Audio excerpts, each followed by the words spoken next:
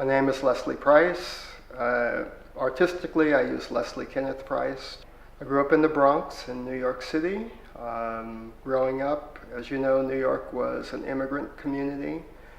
So, like, my family came from the South, and so we were in this neighborhood of people who came from the South.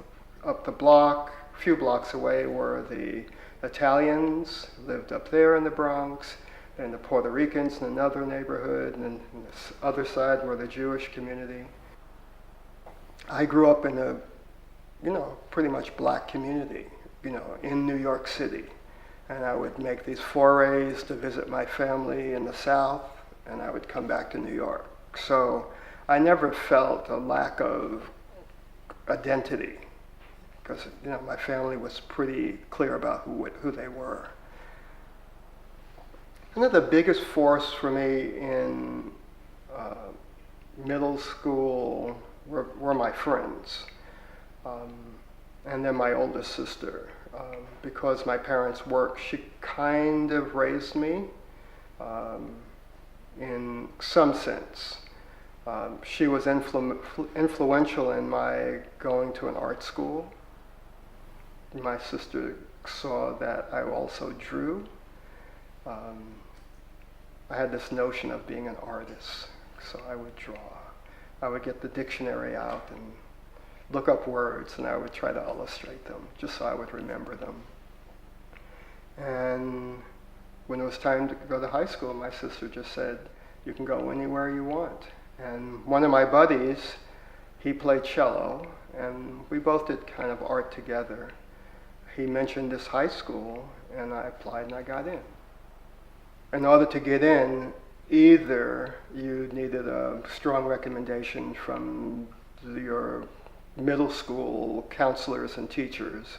In terms of an art school or music school, you needed to perform. The school was like a magnet for kids from all over the city. So I got to meet all these enclaves of immigrant populations.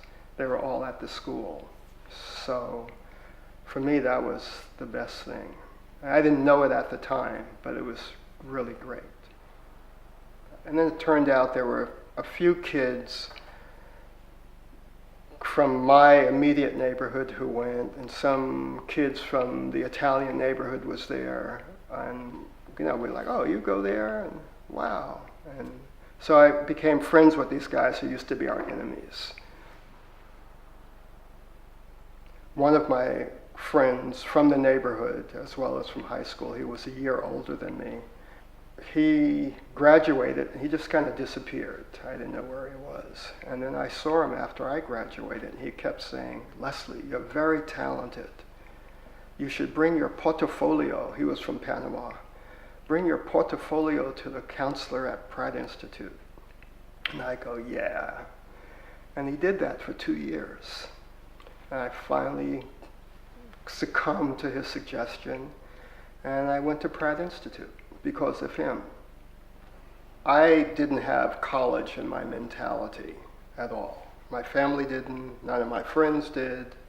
So because of him, I went to this art school, which happened to be a college. And, but it wasn't a goal. When I was in high school, this is a while back, and there was still racism in the high schools, and all the black and Puerto Rican kids were told by their counselors, even including me, that we were not college material, so don't even bother to try. So him telling me to apply to Pratt, which it seemed like an anomaly. That's why I didn't even respond to him at first. That's why it took so long before I even consented to go, because it wasn't something I thought, that's a track for me. Those were the two big influences. His name is Everardo, and then my sister, in terms of pursuing a career in art. And somewhere in Pratt, I met this teacher. His name is James Gahagan. And I didn't really know what it was like to be a painter or to be an artist or I mean, I had this notion, this kind of mythology of being an artist, but I had no idea. And somehow he made painting important. Gehagen was my kind of root teacher. He was the one who opened the door for me. I was making many Gehagens.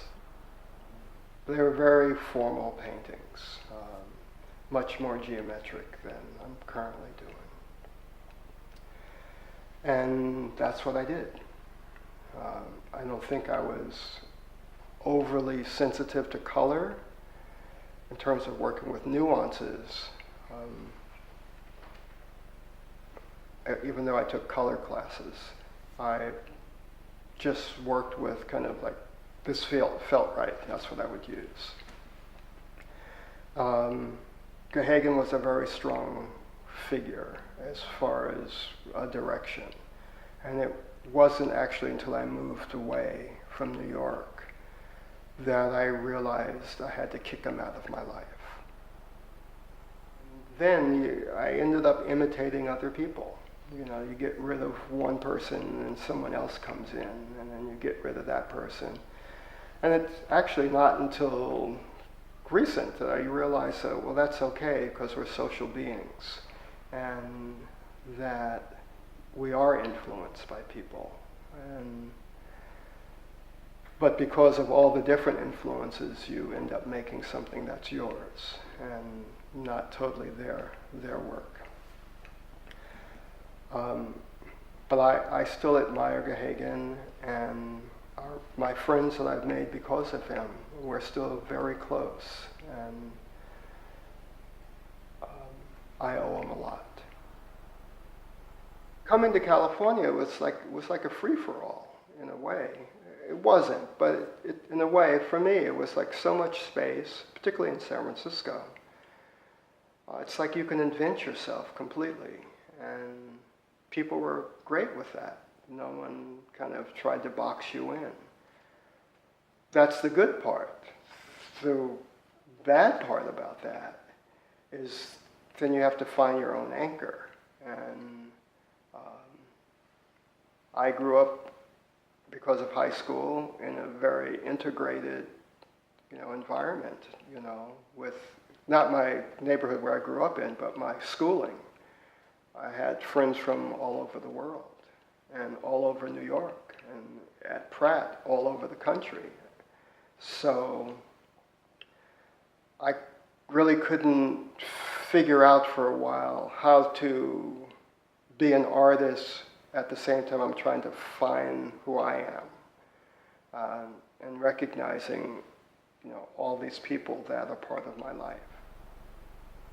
I was going to Mills College, which was, undergrad was a women's school in West Oakland.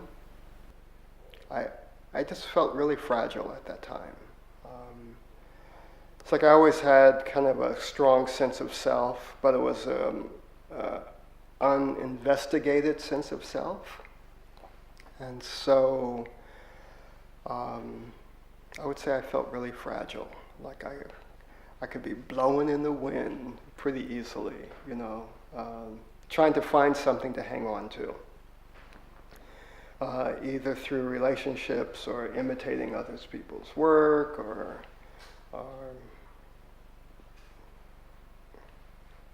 just trying to find something to make sense. After graduate school, I did start teaching, and that became a good anchor. And I taught at a number of junior colleges in the Bay Area, part-time. The most influential student was this guy who asked me to give him a ride. He was 75 years old. He was an accomplished Tai Chi guy from China, and kind of typical kind of thing. But I would give him a ride, and he would tell me about, you didn't teach very well today. You're too nervous. let go, just kind of cliche things, but he was very influential to me. And because of him, I took Tai Chi classes. Not with him, because he wasn't no longer teaching, but I started taking Tai Chi classes. And that kind of opened the door to other ways of exploring myself. I was still painting, but it seemed like there were some possibilities in this world of spiritual investigation. And that's kind of that was the path I followed. And I'm still kind of in there. And, so I meditate all the time. Not all the time, every day, pretty much. And that's my anchor. How I got to Humboldt. I had only planned to stay here 2 years. Then I got in a relationship, and I had kids. It was hard to move. Then I had great friends up here. And there was a couple of painters I met up here that were inspirational. One was Larry Gray, and I really admired his work. And I thought, wow, if I stay here, my work will get that good. And the other was Morris Graves, probably the most famous painter from Humboldt area. I met these two people, and I had my world. I had artists to talk to be inspired by, and I wanted to get good, get better. But it's tough to be a professional artist up here, because there's a lot of love of art here, but there's not a huge amount of financial support in Humboldt County. But I think of the young, like my students, they pretty much all moved away to pursue their career, even though they love this place. So that's kind of the good and the bad of Humboldt County. The psychological space here, it's more expansive than San Francisco. It wasn't initially, because there were a lot of the loggers were from the south up here, and they brought a lot of their attitudes with them. But Arcata was cool, and the school was great. There were no women on staff when I started. And so just over time, those things have changed, Someone has to do something to make that happen. It just doesn't happen. And the staff, through no fault of their own, were just doing their thing. And to step out to make something else happen require you to get out of that thing. So, I'd say I was part of a catalyst to make something else happen. So I feel really grateful that I was here to do that.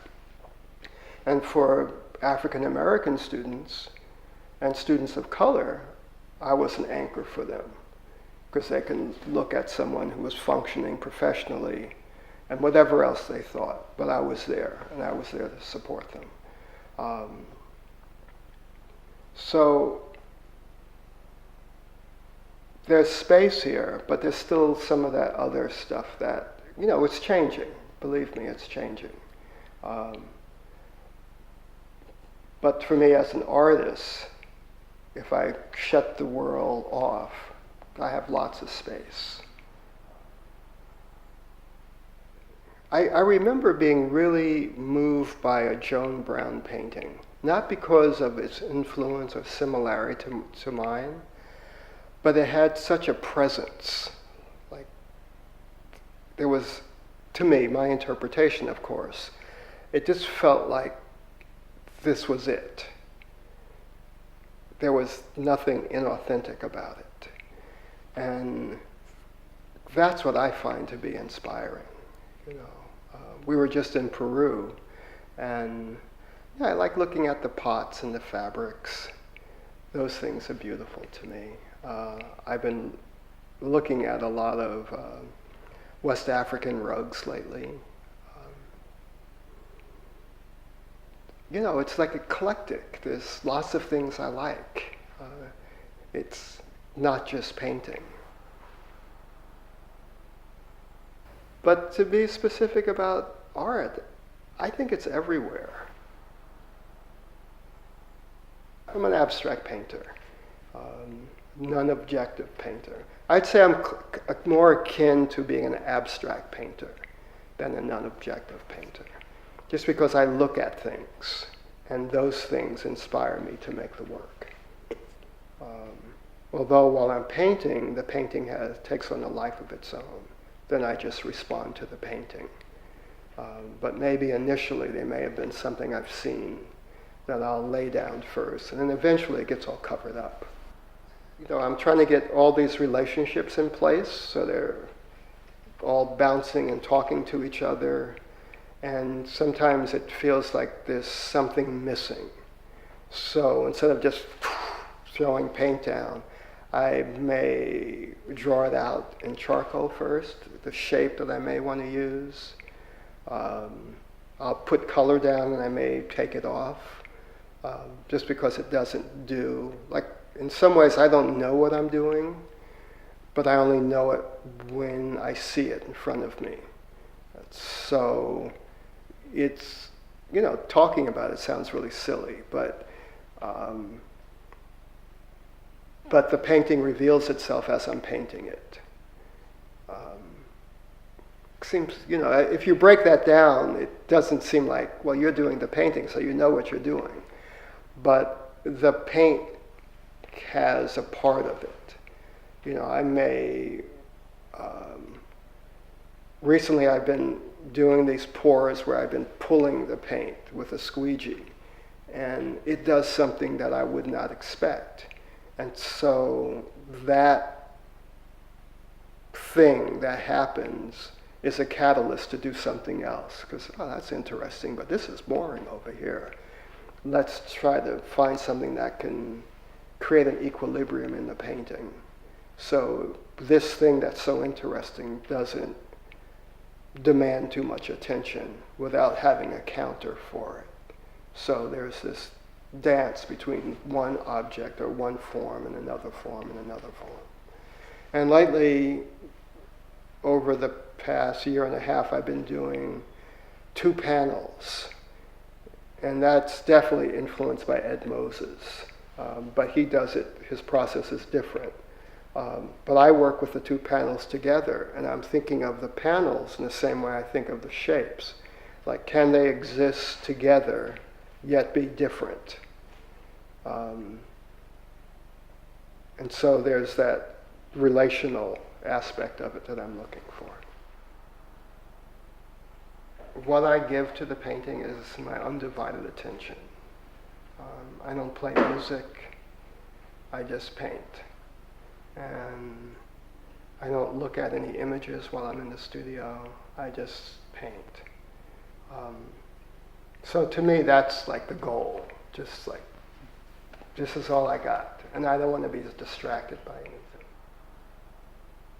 One of the questions is like, where's the joy in making work? And it's like when I get out the way, and I'm kind of a witness to the work happening, and that's kind of the best part to me.